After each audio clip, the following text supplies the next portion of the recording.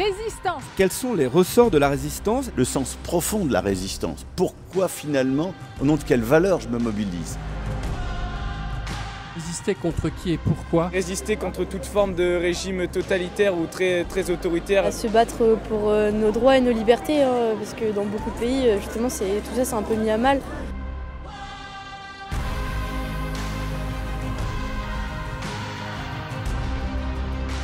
For promoting democracy, I was threatened to be in jail for 20 years. I am activist against execution because I don't want anyone has this experience which I have.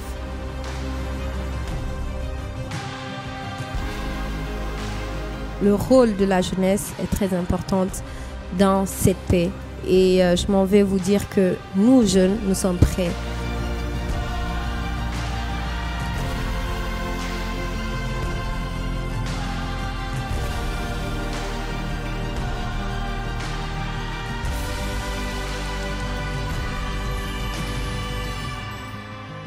Cette lutte des Ukrainiens concerne nous tous parce qu'ils se battent pour la démocratie, ils se battent pour la paix, ils se battent pour la liberté.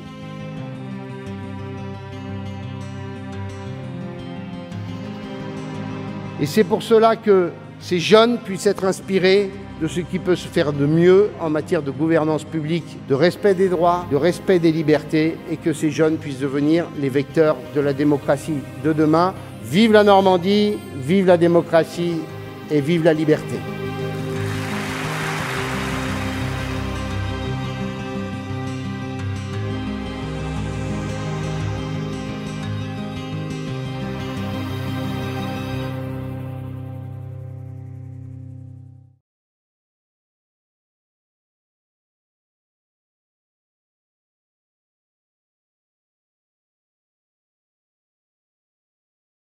So, good evening, everyone. I am François Noudelman, the director of La Maison, française, and I'm glad to welcome our wonderful guests to our geopolitics series on peace and war. This program is curated by Guy Sorman, chair of our advisory board, and supported by the French Région Normandie. Our first session focused on the concept of Global South. The second one tonight will ask this question, is war the new normal? The third one will be held on next Monday, and I encourage you to come back because that will be the final episode of this year with 6 other scholars and diplomats coming from all around the world to answering the critical question, can war be avoided?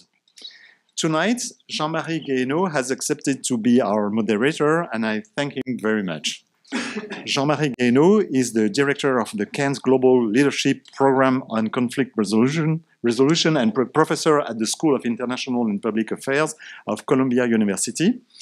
He's also a member of the United Nations High-Level Advisory Board on Mediation and of the UN Advisory Board on Disarmament Matters. A senior French diplomat, he was Undersecretary General for Peacekeeping from 2000 to 2008, Deputy Special Envoy for Syria in 2012, Chairman of the Board of the Centre for Humanitarian Dialogue in Geneva, President of the French Commission of the White Paper for Defense and National Security from 2012 to 2013, President of the International Crisis Group from 2014 to 2017. His most recent book, Le premier 21e siècle de la globalisation à l'émiettement du monde, was published in France in 2021. And let me add that we are very honored to have him as a member of La Maison Française Advisory Board. Jean-Marie, please, it's your turn. Could you now take the leader?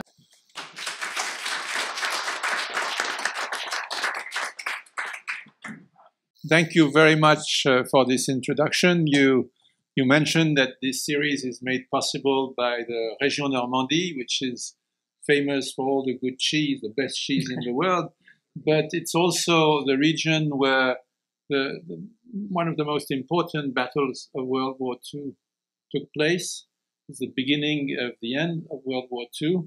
And so that explains the commitment. That's one of the reasons for the commitment of the Région Normandie to peace, because it has witnessed war firsthand. So today we are here to ask a terrible question. Is war the new normal? And sadly, this question in a way is backed by some statistics. I was checking the site of the Research Institute in Oslo, PRIO, Peace Research Institute, and they were noting that in 2022, and it's become worse in 23, there were 55 active conflicts, which lasted on average 12 years. And if you look at the figures 10 years earlier, it was 33 conflicts lasting on average, according to that institute, 7 years. So apparently, and I know those statistics, you can discuss them, but apparently a deterioration, and that's the impression of the lay people. So to discuss this question, we have a great panel. On my right, Sylvie Kauffmann, very well-known editor at Le Monde, who just published quite an important book, Les Aveuglés, the blind, the blinded people, the people who don't want to see what the reality is, and that's the French leadership, the German leadership, looking at what was happening in Russia. We have Ambassador Jorge Heine, Ambassador of Chile, very distinguished career, which brought him to some of the key countries of the world of today and tomorrow. I'm thinking of South Africa, I'm thinking of India, I'm thinking of China. So a very keen observer of the world, and now a professor at Boston University. And Séverine Auxerre, colleague at Columbia University, who recently published a very provocative book, because you are a contrarian, Front Lines of Peace, who will, I hope, give us some reasons for optimism. But to start our discussion, I think I will ask Sylvie Kauffmann, because she is just back from the Munich Security Conference. So she has this, which is a very good place to take the pulse of the world. She also has seen, as I said, when the way Europe was blind to what the transformation of the world, and so I would ask her to give us her impressions of Munich, and also ask her whether we are blind to what's coming upon us and what we should do about it. Okay. Well, thank you very much. Good evening. Thank you to la Maison française for making this event possible and for inviting me. It's wonderful to be back in New York, which is a city I love, I must say. Munich is also a nice city, but last weekend it was there was a strange flavor in it. It was, I must say, it was a pretty dark feeling we had after 3 days of meetings. I will just point out that today is Thursday, so in 2 days' time it's the second anniversary of the war in Ukraine, and being from Europe, I'm going to focus on this war, which was also main focus together with the Israeli-Gaza war. But I will talk more about this war in Ukraine because I've worked on it a lot, and it was also probably the main focus of the participants in the conference, which it was probably no coincidence, was preceded by just 1 hour before the conference opened. We learned about Alexei Navalny's death, and so the circumstances of his death are not completely clear. They will probably never be clear, but everybody assumed that he was killed. His wife was there, Yulia Navalnaya, and so that also probably explains why his death was announced just 1 hour before the conference started. Vice President Kamala Harris was there, and she was the first speaker, so she had to take the floor 2 hours after we learned this very shocking news, with this news which really shocked everybody. It started with this very unsettling news, and I think you asked me about blindness. Well, that was my first feeling. We're still blind because the reaction, in my own opinion, the reaction of the leaders who were there, of the government officials, was not strong enough. I mean, they hesitated. They started by saying that we were waiting for confirmation. We had to wait for confirmation, when obviously I don't think it needed any confirmation. And his widow was understood very quickly what had happened. And even later on, even now, I think we're still not, we're talking about sanctions, we're talking about, mostly sanctions, but and I think that was the point of that announcement. It was to show that how the level of disarray, in fact, of Western governments about this Russian threat. So blindness, you asked me whether we're still blind. I think there are two levels of blindness. The blindness of our leaders. I think they are now pretty lucid after 2 years. I think they are finally quite lucid on what the threat is, both in terms of the conventional threat, the nuclear threat. We've seen also, we've seen recently all these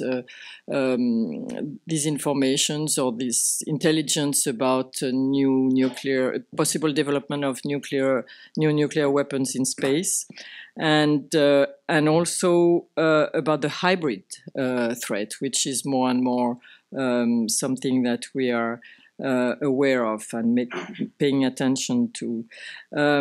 But I think, so they are lucid on this, but they are not completely clear-sighted yet on how to face this threat. And that was what I think that was really the problem in Munich, because together with this shocking news of Navalny's death, the people there gathered in just a couple of days after Donald Trump's statement about NATO and about making casting doubt about the solidity of the transatlantic alliance, and that was really a huge shock. I mean, it's interesting that it was such a huge shock because it's not the first time he says that, and during his term. I hesitate to say his first term, but during his presidency, there were so many messages about what was going, about his views about NATO, and every NATO summit under his presidency was a nightmare for European leaders. He was really insulting Angela Merkel as much as he could, and so the solidity of the alliance was already in question at that time. But Biden was elected afterwards, and I think European leaders were very happy and very quick to say, okay, this is solved. We can go back to our transatlantic security and spend our money on whatever we want, but not on defense.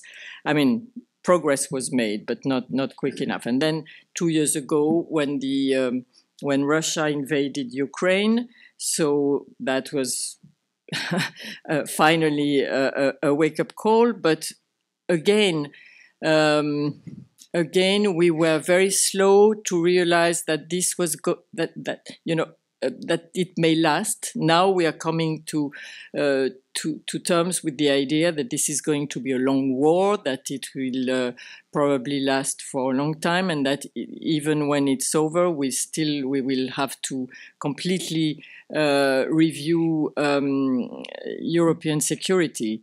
But you see, with the problem of the most acute problem the Ukrainians have at the moment is the problem of ammunition and equipment that the West is not providing fast enough. And obviously the decisions, and I'm not talking about what is blocked in Congress on the American side at the moment, I'm talking about Europe. European countries have very well-functioning and important defense industries, but they haven't been the decisions to make them speed up their production or scale up their production hasn't been made in time. And so now we are in a situation, the Ukrainians are in a situation where they don't have the military assistance that they need because most of the European countries are not able to provide the ammunition and the artillery that they need.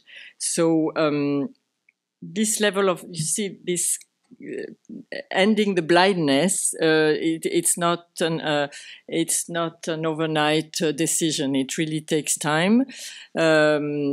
I'm not sure we're up to the challenge now. I mean, we are starting to understand, but there's another level of blindness, which is the second level. It is the public opinion. So the public opinion in Europe has been quite solid behind the Ukrainians. I would say even surprisingly solid. But it's starting now after 2 years to decrease a little bit. And this is, I think we've reached the stage where the European governments really have to, politicians, not only the governments, but politicians have to take up the task to communicate this sense of urgency that they are starting to feel themselves finally to their voters, because we hear these words of war economy. You know, Russia the economy of Russia has really been put on a war mode for some time, and all their industries producing weapons at a speed that none of us knows. But obviously Putin doesn't have to worry about his public opinion. And if we really do what our leaders now finally think they have to do, that means you have a lot of explanation to make to your voters in democratic countries. You really have to explain to them. And Chancellor Scholz in Munich started to say that in his own way. But he said, yes, this will cost a lot of money and we will have to make sacrifices. But this is only this is the first time I really hear a European politician, explaining this logic, going into this logic, because this is really a complete shift of political communication.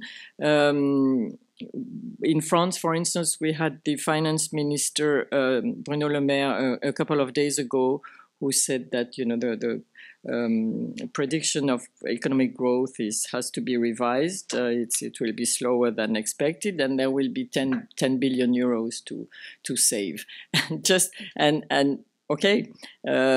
But this happens at a moment where we're going to, and we are already increasing our defense budget, and it's going to have to be increased again. So how do you conciliate those two imperatives? Nobody's talking about this so far, and I think this is where we have a big political challenge at a moment, and I will stop there, at a moment where the far right is rising almost everywhere in Europe.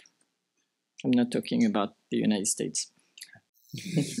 Thank you, Sylvie. Now, so we see a West full of doubts, and number of people say, well, this is just a moment of transition, where there was a time when the United States was underpinning the whole world order, so-called international liberal order, which was regularly violated, by the way. Last big instance being the Iraq War. But nevertheless, there was a sense that there was a big country that was the foundations, in a way, of a certain order. And now this country is not sure of itself.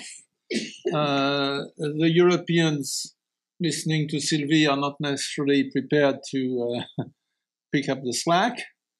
Ambassador, you have been ambassador of Chile, as I said, in a number of key countries, including China. Do you see that group of countries, or individually, any of them, China, India, South Africa, being net contributors, so to speak, to a new world order? Is the pessimism just the pessimism of Europeans and Americans who see that the world is slipping away from them? Can we have some hope in this new group of countries that is more than emerging today?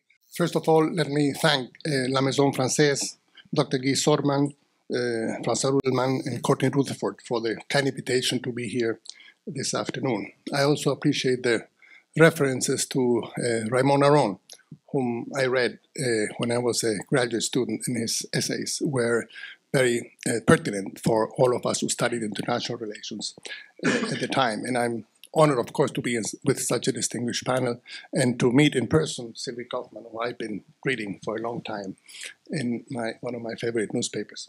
Yes, the world is in a bad place. I don't want to, throw too many statistics at you. You heard already some about the conflicts. Let me give you one. In 2022, deaths in state-based conflicts reached more than 200,000 for the first time since 1986. In Gaza, 30,000 people have been killed in the past 4 months, half of them women and children. In all of 2022, in all wars around the world, 8,600 children were killed or maimed. In Gaza alone, in the past 4 months, it is estimated that 12,000 children have been killed. Now, this gives you an idea of what we are looking at. So what lies behind this? Why this carnage and these conflicts? How is it possible that in the age of artificial technology, of cloud computing, and of robotics, with all the progress we have seen in humanity, reaching the moon, we are killing each other in this way? And obviously, one could write full libraries about this, but let me get to the point. I will submit to you that I think there are two basic reasons behind this outpouring of conflict that we are seeing today. And it's important here, it seems to me, to look at it systemically. Rather, there's a tendency to blame individual countries, individual leaders. And it seems to me we want to get some grip on what is happening. We should look at the international system and then sort of bore down, if you will. But otherwise, we get lost, in the weeds. Crisis, the Italian philosopher Antonio Gramsci famously wrote, and I quote, consists precisely in the fact that the old is dying and the new cannot be born. In the interregnum, a great deal of morbid symptoms appear. And I would like to submit to you this evening that that is exactly what we are seeing. We have now a transition of the international system. We had the Cold War. A friend of mine calls me a widower of the Cold War, that I long for the times when we all knew where we stood.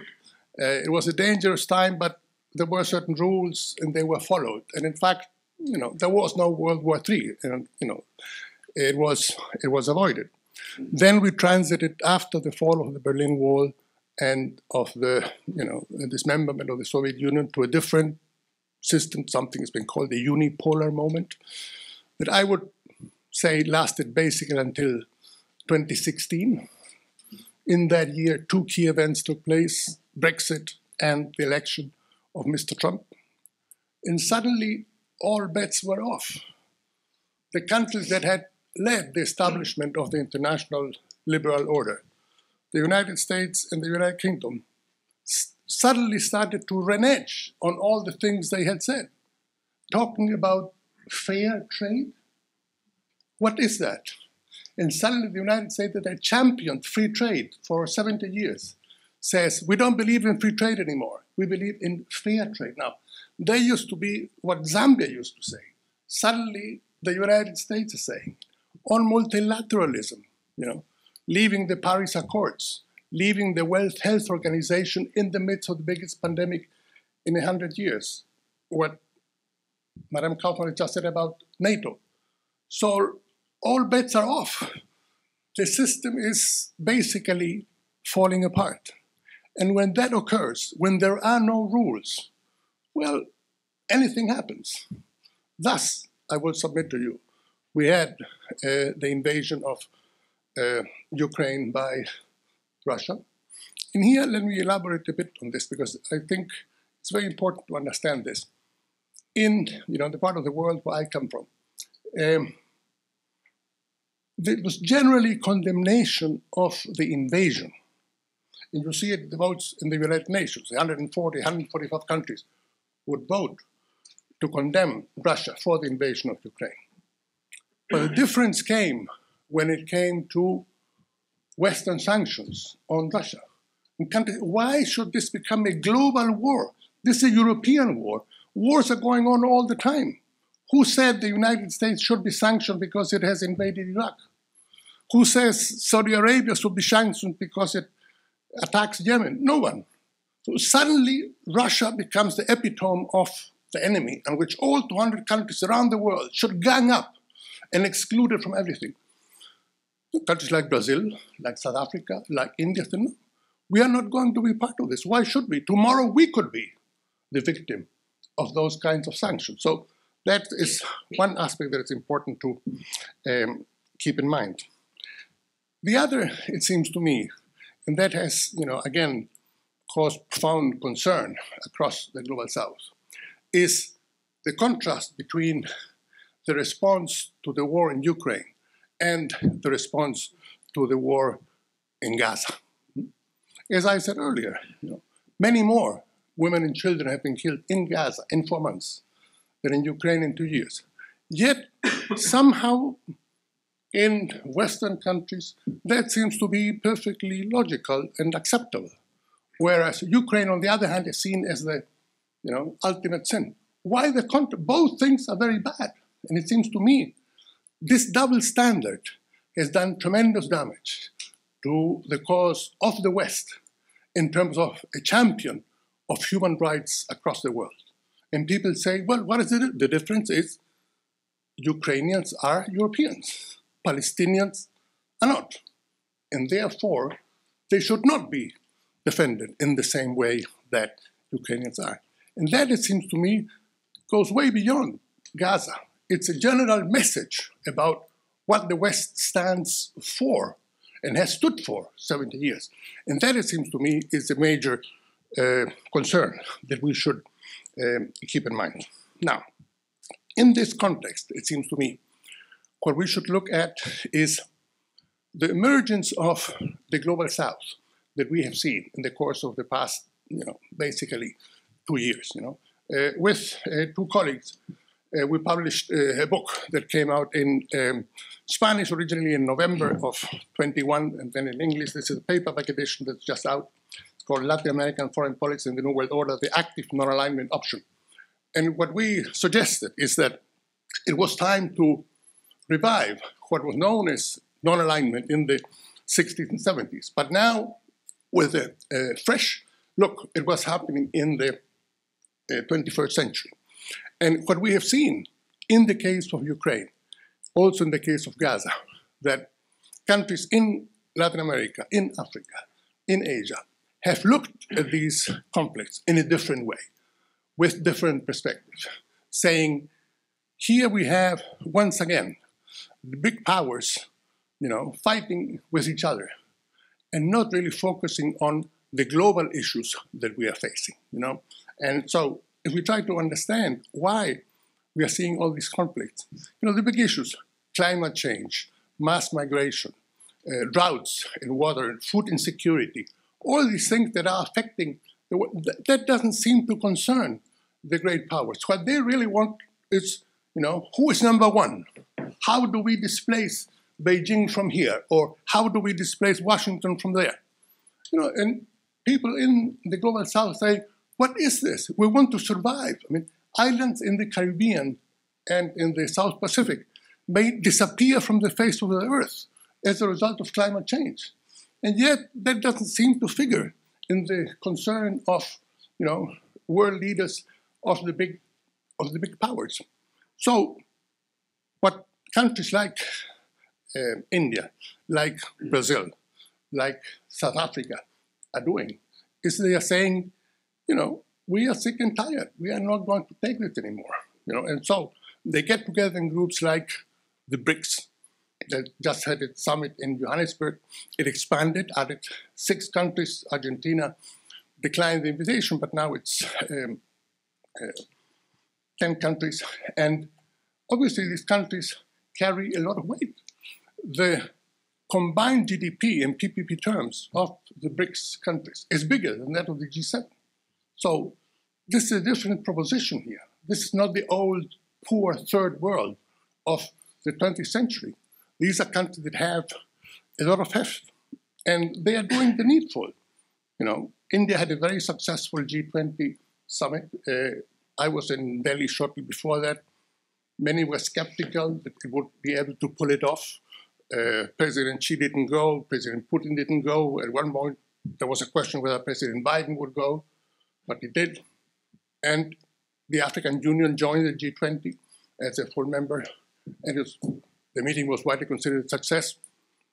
South Africa, taking the lead in the International Court of Justice on the issue of Gaza and what Israel is doing there. Brazil, with the peace initiative in Ukraine. Some people say, well, it didn't go anywhere. Fine. But, it took the initiative and made the effort. President Lula is, a leading leader in the global south and is really making a difference in pushing this agenda. Brazil is leading the G20 this year. I think as we speak, or tomorrow, the foreign ministers of the G20 are meeting in Brazil. Next year, it will host COP30. So Brazil is really, carrying a lot of water in here. So in response to the question of the moderator, I will say, yes, these countries do not have an alternative program to China or to the United States. And Madame Kauffmann was quite right in arguing that in a piece in Le Monde. But they are playing a role in trying to, get this world out of the terrible mess it is. And I'm afraid the powers that were in charge for much of the 20th and 19th century are not showing that they're up to it. And I think we need, some new perspectives and new ideas to move forward in this troubled world. Thank you. Thank you very much. So it's a mixed message of some pessimism, but some light at the end of the night. Yes. Now we are going to have, I hope, more light with Séverine Auxerre, who wrote this very interesting book, The Front Lines of Peace. And we have talked a lot about geopolitics. She does research at the grassroots level, and that, I understand, fills you with optimism. So make your case. Thank you so much, Jean-Marie. Thanks for the very provocative introduction. Merci à toute l'équipe de la Maison française, particulièrement à François, à Courtney, à Guy, d'avoir organisé ce panel, de m'avoir invité. Thank you so much to my fellow panelists. starstruck to be on this panel. And as an NYU grad, it feels particularly good to be with all of you today. As a French-American citizen, it feels particularly fitting to be at the Maison française. And as someone with really deep Normand roots, it feels good to be on a panel sponsored by the Région Normandie. So let me make my case. I understand why you wonder whether war is the new normal. We've heard a lot of statistics from my fellow panelists. I'm gonna add just one more. You know that 2 billion people live under the threat of violence in nearly 50 conflict zones around the world. So at first view, my answer to the question, is war the new normal, could be easy. In fact, it's a no. It's an absolutely not. I have a 100,000 words answer, which is The Frontlines of Peace, my latest book for les francophones. And in this book, I show that, yes, we do have these 2 billion people living under the threat of violence in these 50 conflict zones. And we understand why peace building is a crucial task for many states and international institutions. And by peace building, I really mean any and all actions that help promote peace before, during, and after a conflict. The thing is that our templates and techniques for approaching war and peace just don't work. And we've heard that already. Afghanistan, Colombia, Congo, Syria, Ukraine, Myanmar, we've heard the same stories many times before. There was violence. The United Nations got involved. Donor countries pledged millions in assistance. Warring parties called for ceasefires. They signed agreements. They held elections. And the headlines praised peace. And then a week or two later, sometimes just days later, violence flares up again. Often, it had never actually ended. And in many cases, it lasted for years after. One more stat. You know that more than half of all ongoing wars have already lasted for more than 20 years. In just the past 5 years, wars have spawned the worst refugee crisis since World War II. And our newspapers keep running headlines like the ones that you see on my slides, like the ones we've been seeing in all of the big newspapers this past couple of months about Ukraine, about Gaza, also about Sudan, about Yemen. I'm a huge fan of Le Monde. I religiously read it every day. The front page is often about this kind of stories. And when you're doing grassroots research, like Jean-Marie kindly says I do, and you speak with the inhabitants of war-torn countries, you see that they are fed up at the apparent inability of governments, peacekeepers, and international institutions to stem the flood of violence. And there has been plenty of discussion about what has gone wrong when we've tried to stop wars in the past. But now, I really think it's time to ask what has gone right. And it turns out that elections don't build peace, and democracy is not the golden ticket, at least not in the short term. Contrary to what most politicians preach, building peace doesn't require billions in aid or massive international interventions. Instead, it often involves giving power to ordinary citizens. Ultimately, many successful examples of peace building in the past few years have involved innovative grassroots initiatives, led by local people, sometimes supported by foreigners, like the South African soldier you see with me in the photo, and often using methods shunned by the international elites. So rather than focusing on handshakes between presidents that were just for show, peace agreements that were signed but never implemented, or negotiations between governments and rebel leaders that led nowhere. In my work, for example, in The Frontlines of Peace sur les fronts de la paix, I detail the concrete, everyday actions that actually make a difference on the ground. And yes, some of them are bizarre, some are creative, some involve age-old traditions, and some are just common sense. My work explained how peace building can work better, so that we can finally improve the lives of billions of people. And I show that to end violence from war and also to address violent conflicts at home, whether home is New York or Paris, Saint-Georges-de-Montaigu or Kansas City, we have to fundamentally change the way we view and build peace. And I make this argument by drawing on 25 years of work in 12 different conflict zones, so in the countries you now see on my map, where I work both as a humanitarian aid worker and as a researcher, and also on 800 in-depth interviews. And in the few minutes that I have left, I want to tell you the story of Itri, because I promised Jean-Marie I would give you some hope. So Itri is literally an island of peace in Congo.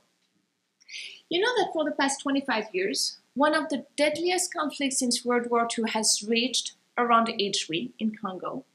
And despite the presence of one of the most expensive peacekeeping missions in the world, several million people have died. Hundreds continue to die every day.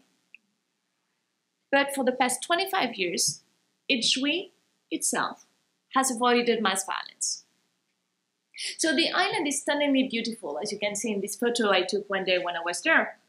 But what makes the place even more noteworthy and the peace even more surprising is that the island contains all of the same preconditions that have led to generalized fighting in other parts of Congo.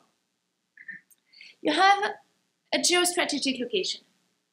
Itri is located right at the border between Congo and Rwanda, two countries that have been at war regularly since the 1990s. You also have ethnic tensions, mineral resources, lack of state authority, extreme poverty, and a lot of local conflicts around land and traditional power. What's fascinating about Itri is that the island is peaceful because of the active, everyday involvement of all of its citizens, including the poorest and least powerful ones, and including the ones you see in my photo. So in Itri, it's not the state, the police, or the army who manage to control tensions. It's not foreign peace builders either. It is the members of the community themselves.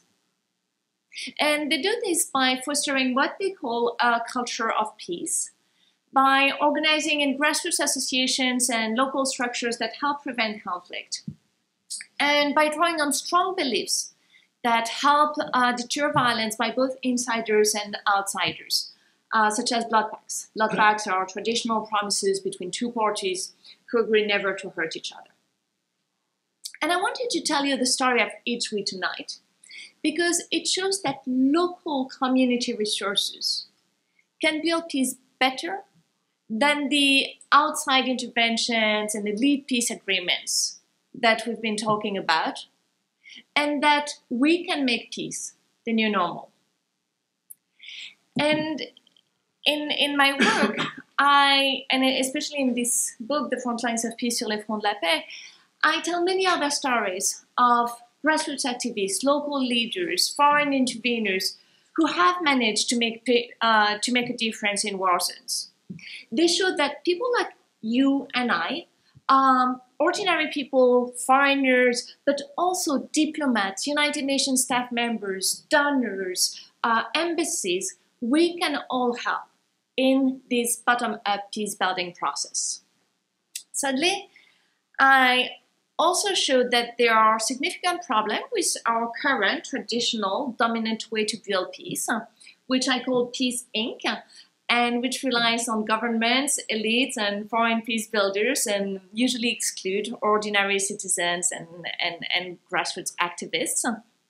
And building on these stories, I suggest a better way to help re-establish peace in war zones around the world.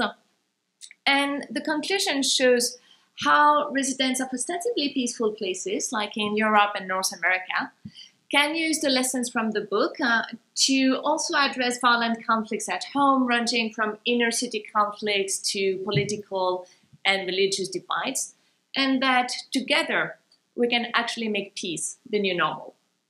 Thank you so much. Merci beaucoup. Thank you very much. I think we should end the conversation there on a note of optimism. But Guy Sorman told me that I had also to do my part as a panelist, and I'm afraid I'm going to go back to devenue.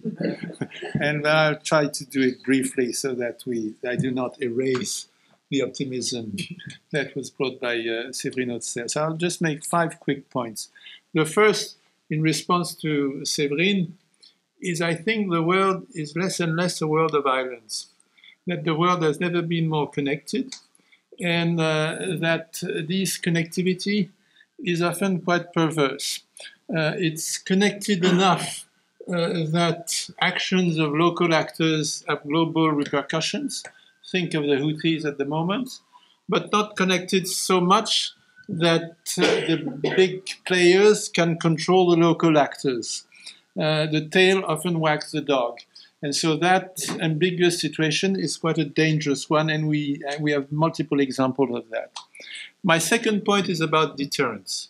We used to think that deterrence just puts a damper on war and remits the risk of war. It is up to a point true. There has not been so far direct confrontation between Russia and NATO. And people say this is a reflection of the power of deterrence, and it is in some ways. But at the same time, you can see that under the umbrella of deterrence, you can conduct wars, aggressive wars. So it is offensive deterrence. And that's precisely what Russia has been doing now for 2 years. And so we see that conventional war under the threshold of deterrence is more and more an option. And that's quite dangerous. My third point is that the distinction between war and peace, that the Romans knew very well. They shut tight the temple of Janus when there was peace. Now the gate is always half open, is ajar. And that's quite dangerous. That, in a way, is a phenomenon that has just gone more and more prevalent since, I would say, 9/11. I remember very well a couple of days after 9/11 when the Security Council adopted a resolution which redefined essentially self-defense. And the Russian ambassador there, who happened to be Mr. Sergei Lavrov, said, oh, we have extended the right of self-defense in a massive way. He was absolutely right. And now, under the guise of self-defense, you can do a lot of things, targeted killing, drone strike, a variety of things. And so this situation of half war, half peace is something that develops more and more. Sylvie Kauffmann mentioned cyber attacks. When does it become an act of war? When does it not? Is it when it becomes lethal? But there are all sorts of gradations. If tomorrow the banking system of the major country of the United States, let's say, was brought down, that would not necessarily be lethal, but that would be catastrophic. How do you deal with that? The distinction is blurred, and more than that, technology reinforces that. Think of your iPhone and the capacity you have to take photos and then transmit them immediately. That makes any civilian in a war theater a potential spy and combatant. The notion, because you can contribute to the war effort. Think of Skylink and Mr. Musk as he can turn on or off Skylink in different areas. So you have a private Starlink. Sorry, you have a private actor who becomes a player in what is war, but himself is not at war. When does cooperation becomes a party to a war? When it is not. So the whole framework of international humanitarian law and of the laws of war is gradually being destroyed. Which brings me to my fourth point, the erosion of international law that Sylvie Kauffmann and others have already, and the ambassador have already noted, the double standards, the fact that more and more anything goes. And this was a process, a similar process to what we saw in the run-up to World War II, where Mussolini invaded Abyssinia, where there were a number of actions that were blatant violations of the international law, the League of Nations, and gradually you become accustomed to that. You assassinate people. You assassinate people in foreign countries, like Russia did in Germany, and now they want the killer back in Russia because he was arrested by Germany. You assassinate when you're Saudi Arabia. You assassinate someone critical of Saudi Arabia in a consulate. All sorts of things that are not kosher nor halal. And that is dangerous because you get accustomed to it. And it's a kind of gradual banalization, trivialization of war. And my last point is that this has consequences on societies, where the notion of a law that binds citizens together is weaker and weaker. And that is also quite dangerous.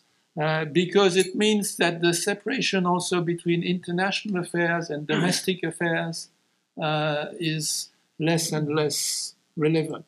We see that this year, what will be the most important event of the year? It's the presidential election in this country. That's the most important international event.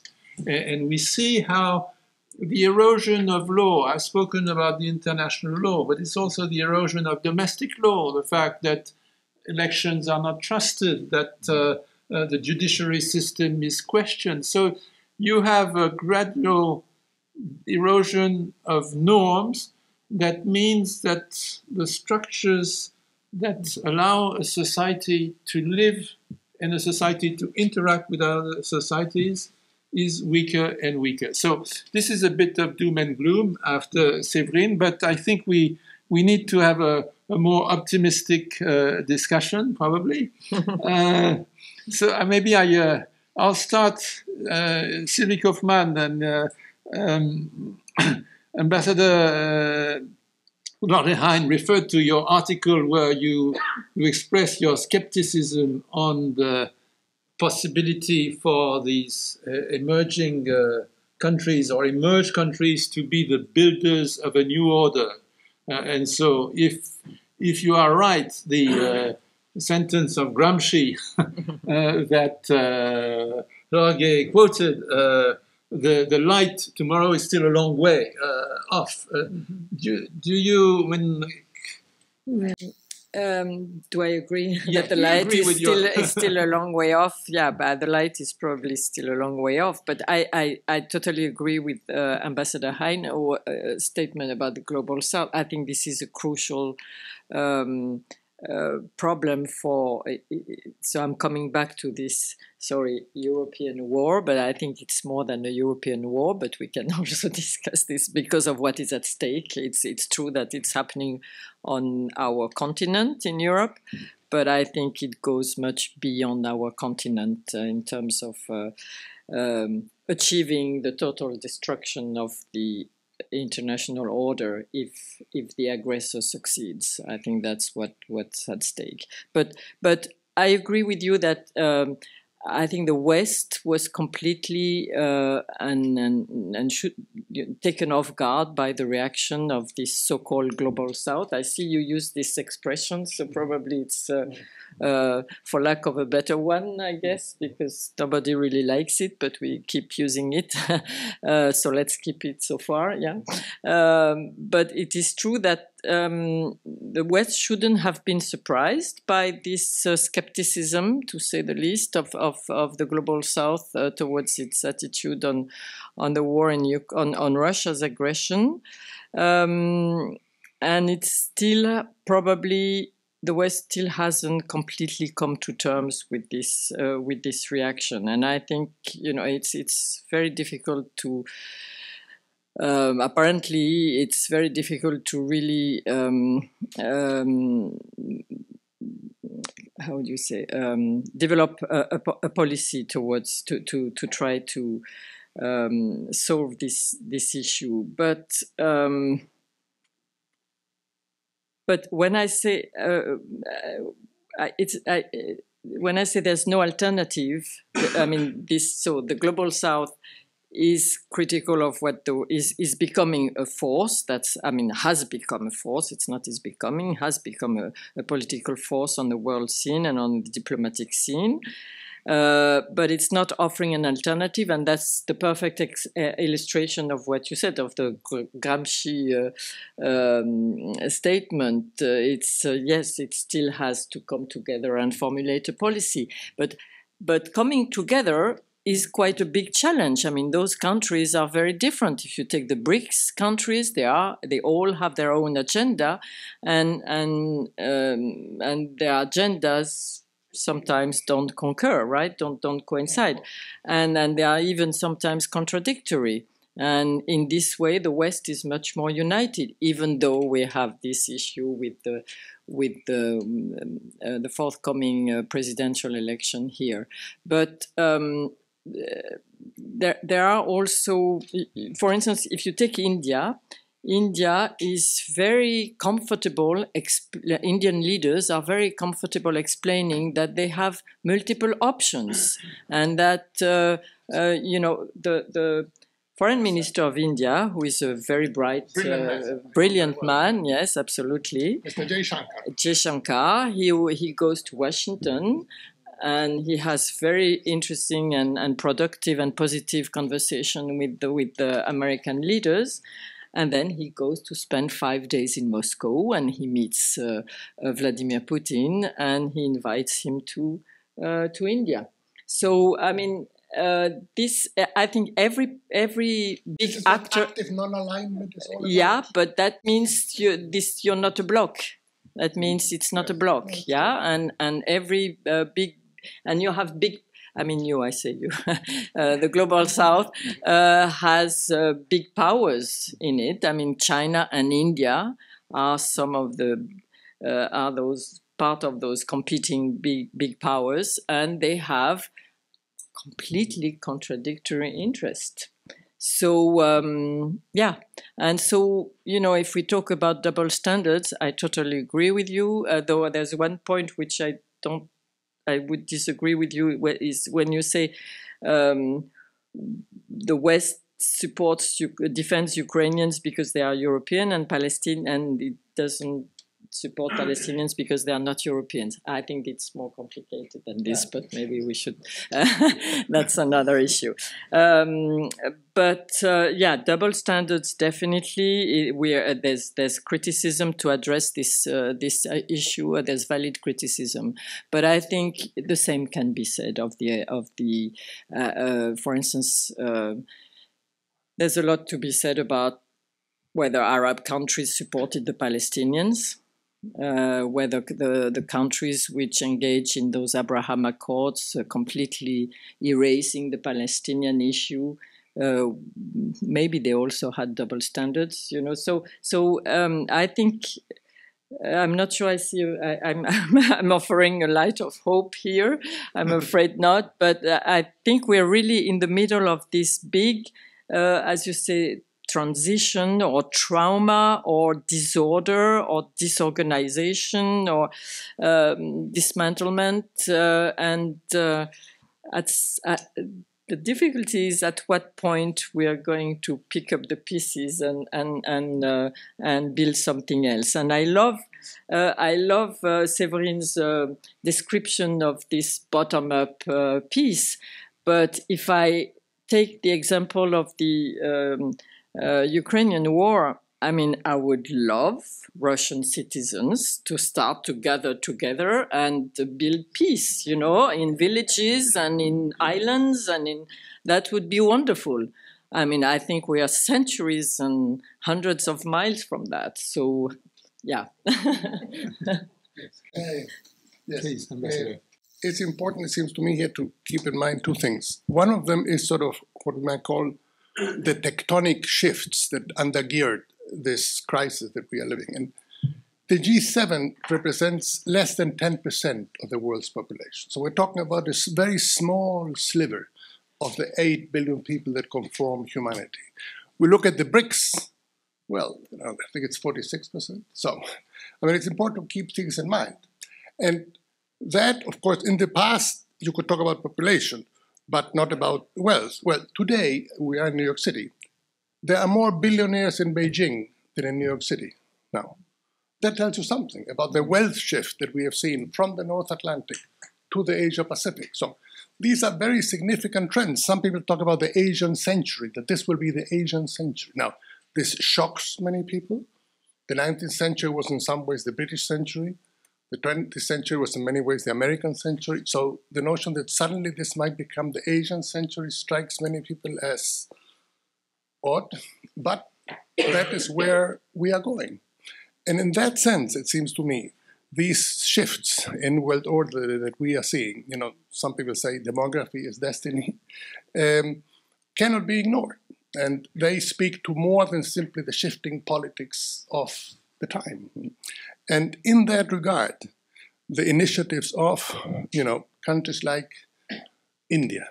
You know, I was watching Foreign Minister Jaishankar in, I think it was in Munich, when he was with Mr. Blinken and with the Foreign Minister of Germany on the stage. And the journalist asked him, Mr. Jaishankar, how can you, on the one hand, be buddy-buddy with Mr. Blinken and also with Mr. Lavrov, you know, what you said. And he said, well, it is better to have options. You should praise me for having these options, not criticize me, you know. Well, this is what, you know, he was kind enough to present my book in New Delhi last year. This is what, you know, non-alignment, active non-alignment is about. He doesn't call it that way. He talks about multi-alignment. But it's not a question of labels. It's a question of how you handle your foreign relations. And what we are seeing more and more in the global south is that countries are not willing to, you know, be told by Washington or by Beijing or by Moscow or by Brussels what to do. They follow their own counsel. They look at their own interest and act accordingly. And I think that is where the world is going, and we're going to see more of that.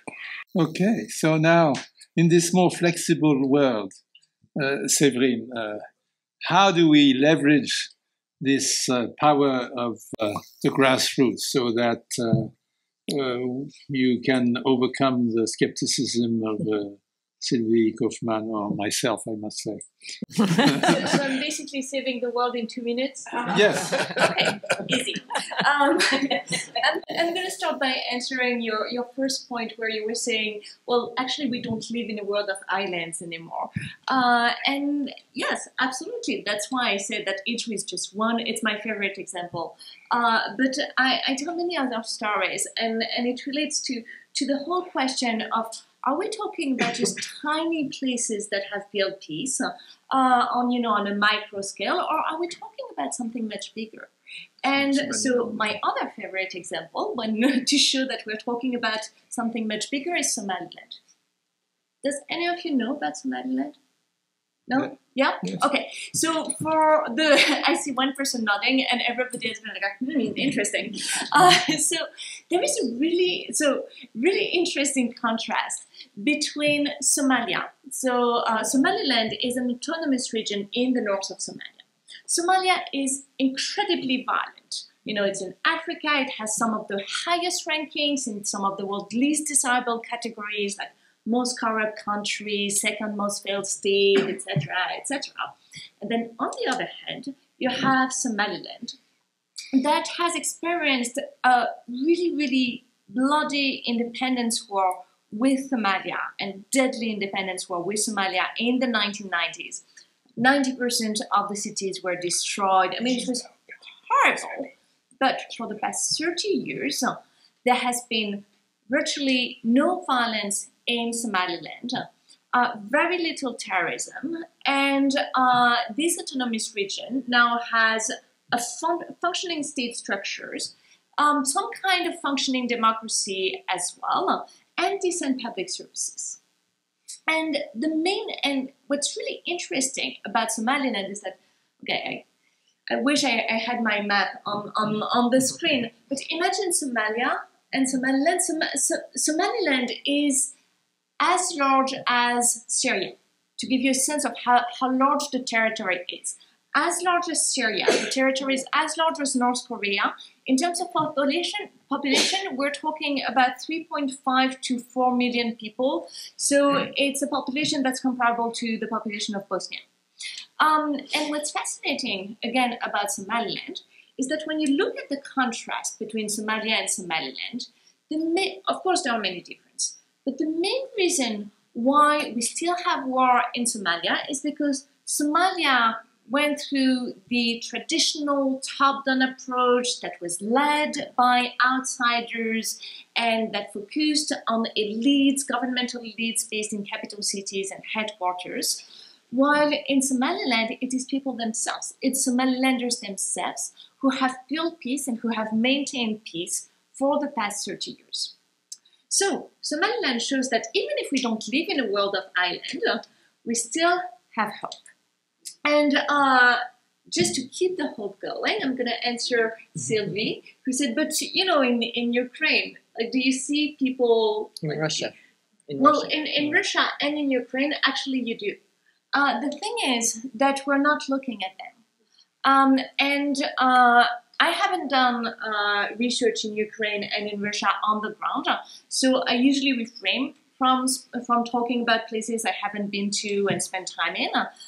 So what I did is that I asked people who work there and who live there.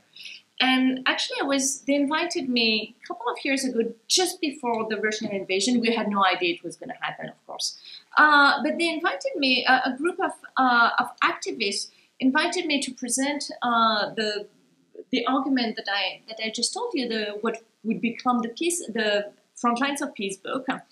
And I remember it was like right during the pandemic, so we were all on Zoom, and the hundreds of them were just nodding when I was talking about the effectiveness of bottom-up action, because you know that the Ukraine war didn't start with the Russian invasion. It had been going on since 2014. So everybody was nodding when I was talking about the power of bottom-up action. And afterwards, in the discussion, everybody was like, yes, and there is this initiative, and there is that initiative, and I've written about this initiative. You have a whole bunch of examples. And they were also noting when I was talking about the problems with the current traditional top-down approach to peace building. The fact that we outsiders come in, we think we know better, we impose our templates, we only work with governments, etc., etc. And they said, you know, Severin, when the Russian invasion started, they told me afterwards, we felt that the entire world came to Ukraine.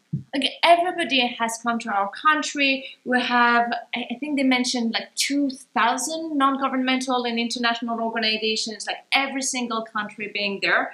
And they say, everybody they're saying, oh, local ownership. We have to put the activists and the local people and the ordinary people in the driver's seat, local ownership, etc., etc. They said, they're all talking the talk.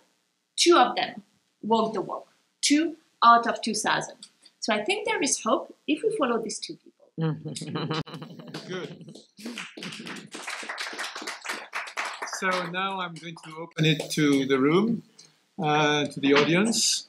So introduce yourself, and all questions are welcome. My name is Alan Sackler.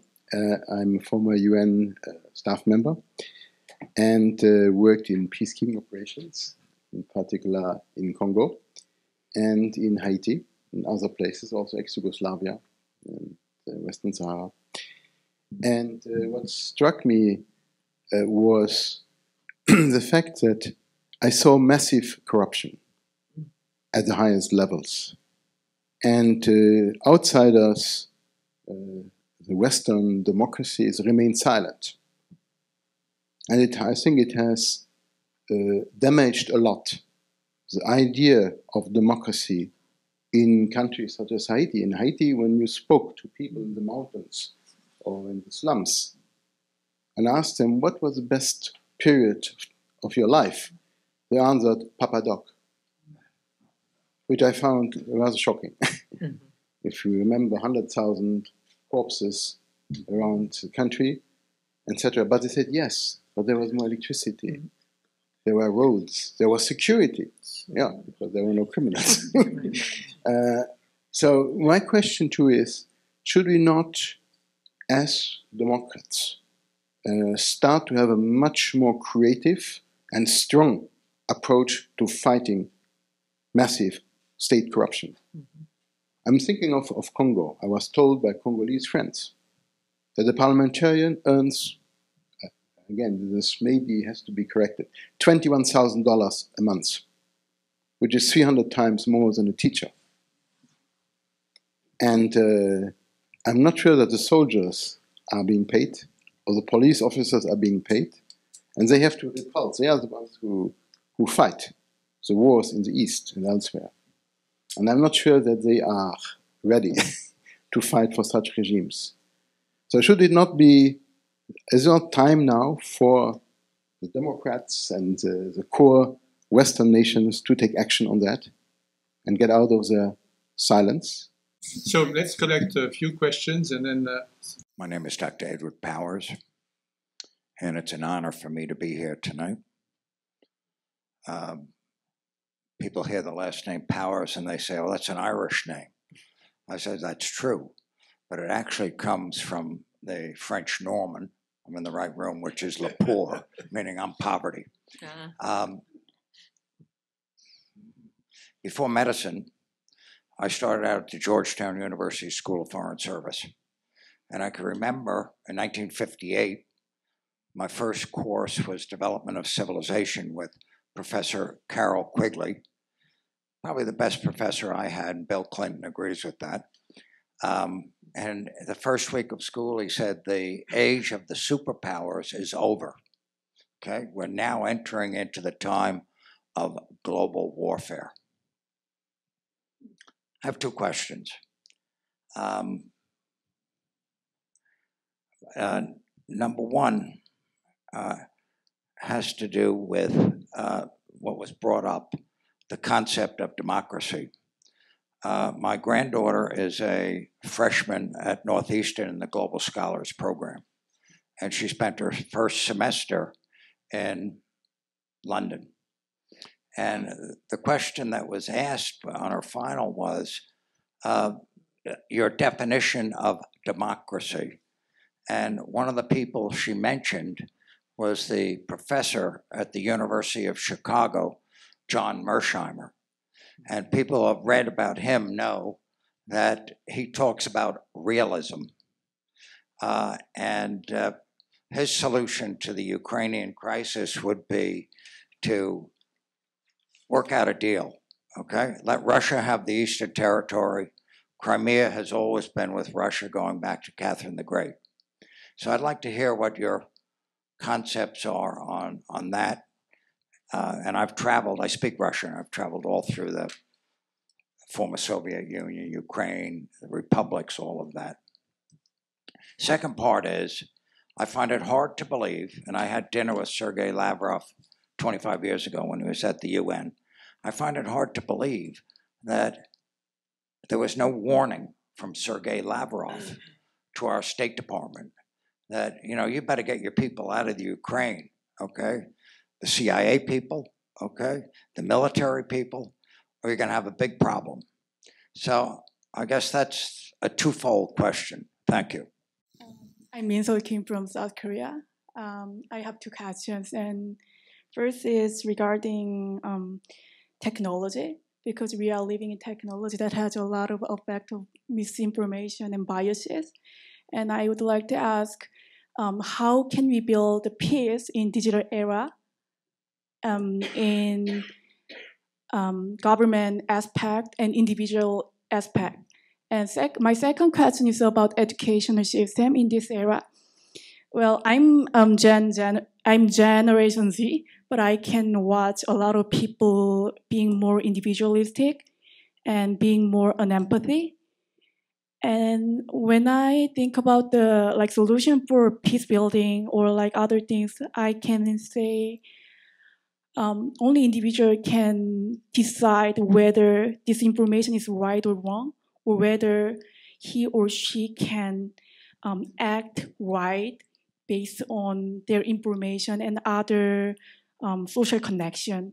And if we don't build communication and also other empathy or compassionate, I don't think peace building can be bottom up or up bottom situation. So I would like to ask, what would be the great educational system for our generation, for about advice too? Thank you. Yeah. Good evening, and thanks for the speakers for being there. My name is Jean-Pierre Poyet, and I would like to come back to the Russian-Ukrainian story.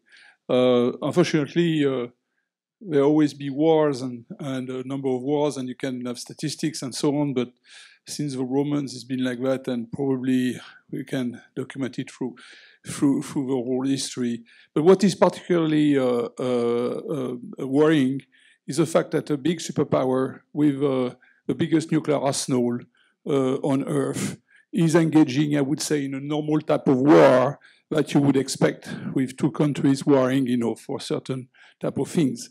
On top of this, when you add the ideological factors, the propaganda going on, where I remind you every night on Russian TV, you describe how Paris can be destroyed in 2 minutes, London in a minute and a half, New York in an hour or whatever. And night after night after night, you have people talking about invasion, conquest, and so on. Feels like the campaign of Alexander the Great, but with nuclear weapons. I wonder if it's not a special issue that should be addressed specially because of the nature of Russia and its power. And I would like to know the feeling of the participants on this subject, because I think I heard a lot of general things about normal wars, I would say, where unfortunately people get killed, but you do not put the future of the planet at stake. And in this case, I must say, I've never seen develop the logic of nuclear, the mutual assured destruction, and people trying to work in this logic and try to interpret every single word of many Russians in power today. So I would like to get your feelings on this.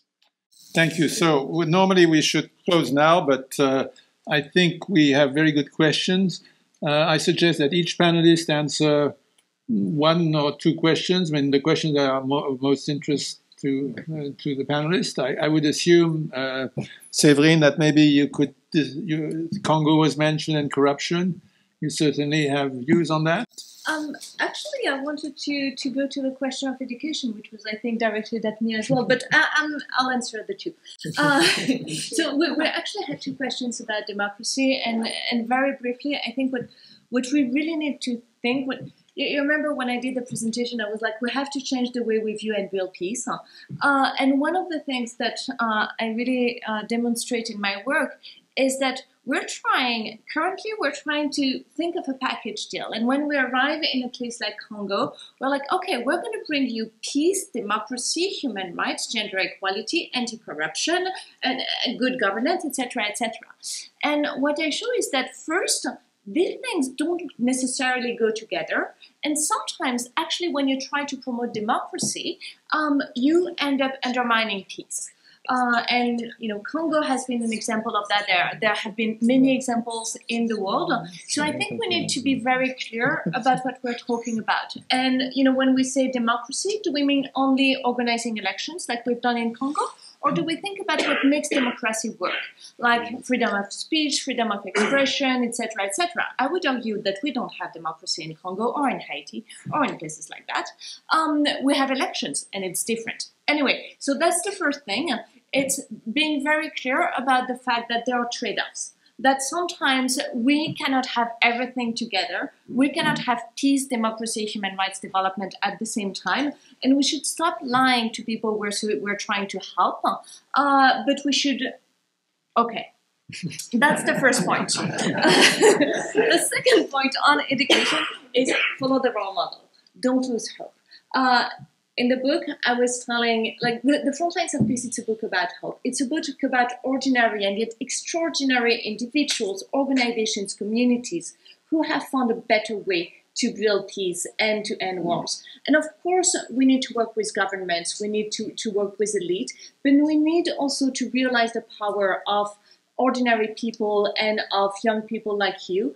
And we need to not lose hope and to try to foster this kind of people and this kind of communities all around us. Perfect. Ambassador. Sure. So let me take on the question of corruption. We can all agree it's a big problem. The trouble is, basically, as in so many other things, it is essentially weaponized to use for political purposes. My own take is corruption is everywhere. There's this view corruption is prevalent in the countries in Africa, Asia, and Latin America. It doesn't exist in, up north. Well, my take is a bit different. I think corruption exists everywhere. That's number one. Number two, does anybody know here which is the biggest anti-corruption program that has been enacted in the world the past 10 years? Anybody? In China. In China, we're talking millions of people have been arrested. Listen to this. The head of Interpol was a Chinese former deputy minister who was recalled while I was in Beijing from Paris to go back and face justice. When have Western countries done anything like that with their own highest authorities? So you would think that the great press would say, this is terrific. China is finally doing something about this very serious problem. That is a very serious problem in China. But that is not what you read, no. This is just politics. This is the president getting rid of his enemies. It's all for show.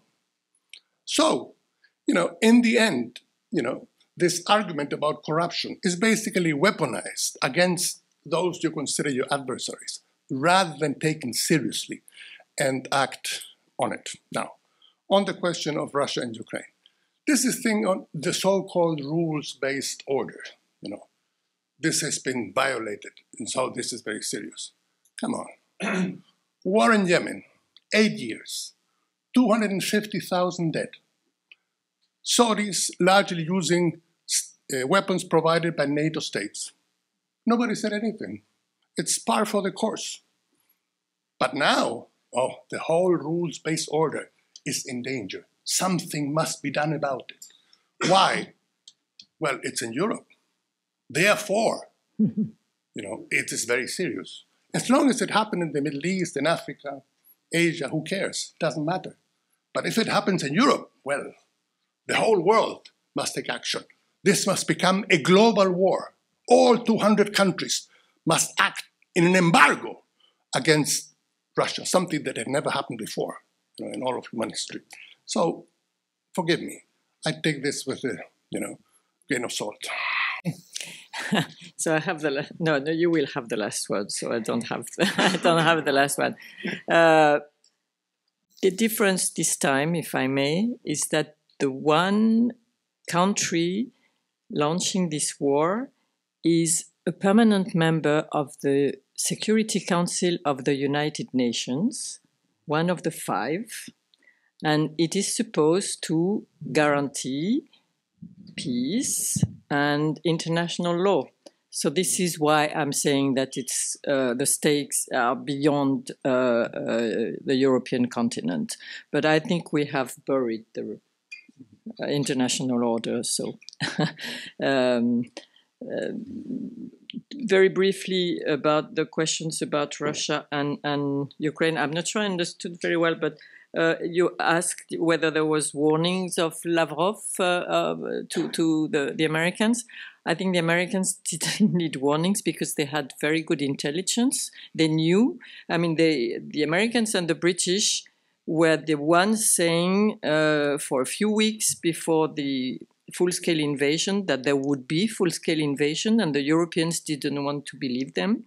And so the Americans evacuated their embassy like a month before it happened, because they knew it was going to happen. So I don't think there was, I don't think Lavrov, I don't know whether Lavrov warned them, but I don't think they needed it anyway. And about, was your question about the nature of power of Russia? Yeah, I think one of the most worrying things about what's happening is I read yesterday in my paper from our correspondent in Moscow a piece about the militarization of education. And so that in schools, what's happening in Russian schools at the moment is very important, because they are reshaping the brains or trying, the way history has been taught for some time already was a matter of concern. But now it's, including in kindergartens, they have the toys are weapons, and the children are being really brainwashed. And for me, this is really a huge concern, because that means it's going to last. And it's not only about the ruler. It's not only about Putin, who is engaged in a very destructive war, not only for Ukraine, but also for his country. But that means that we'll have a problem for a long time in Europe. So, yeah. So the last question on what is democracy in the digital age? I think it's a very good and difficult question. We could have a whole conference on that. But I would just say that artificial intelligence, and I'll make a plug for Columbia at NYU, sorry, but there was a good symposium on Tuesday on artificial intelligence at the engineering school at Columbia, and what clearly came out of it is that artificial intelligence is an extraordinary multiplier of power. And the question is, who will have that power? And it's also, it displaces the border between knowledge and politics. Mm-hmm. Who will have the power? Who will have the knowledge? And so the risk for democracy is that power can be concentrated in governments who manipulate their people. It can be concentrated in corporations who manipulate their consumers. It can also become a fantastic instrument of empowerment for individuals. And that will depend largely on institutions. And the rest is for a longer conversation.